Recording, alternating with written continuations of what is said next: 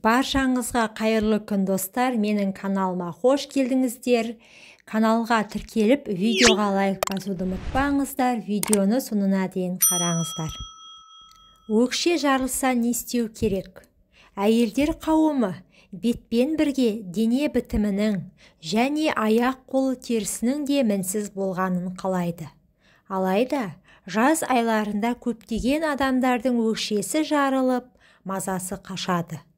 Мұндай өкшемен өзіңізді еркін ұстап жүре алмайсыз.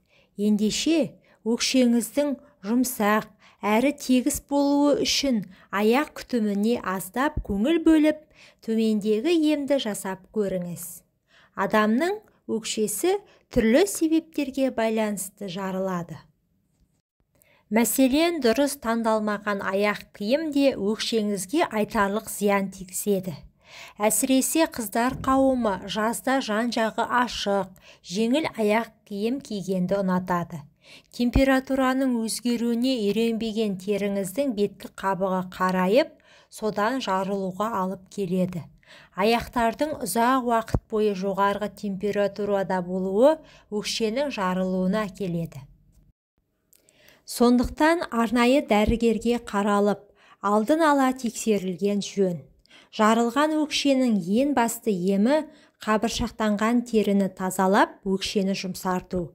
Ол үшін әуелі тырнаққа арналған егеуішпен жарылған өкшені егеп тазалайсыз. Содан кейін ғана аяққа арналған былғау жасауға болады.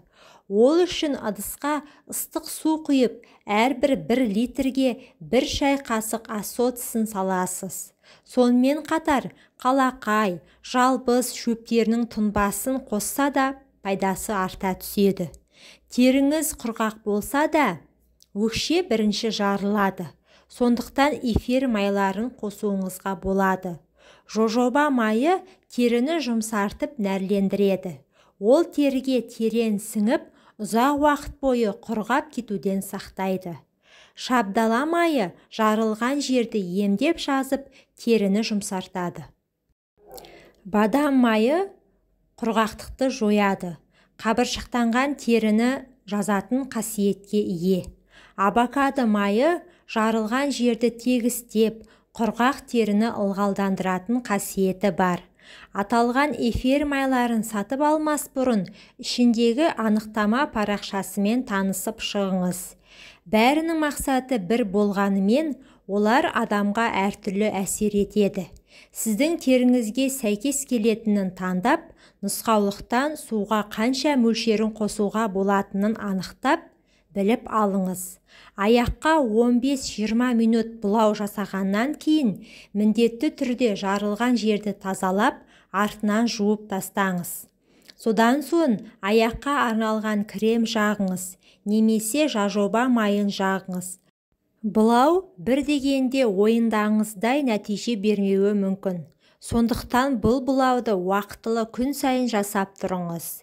5-7 рет жасалған бұлаудан кейін өкшеңіз тегістеліп жұмсара бастайды. Сұлу өкшеге қол жеткіземін десеңіз, бастаған ісіңізді аяқсыз қалдырмаңыз.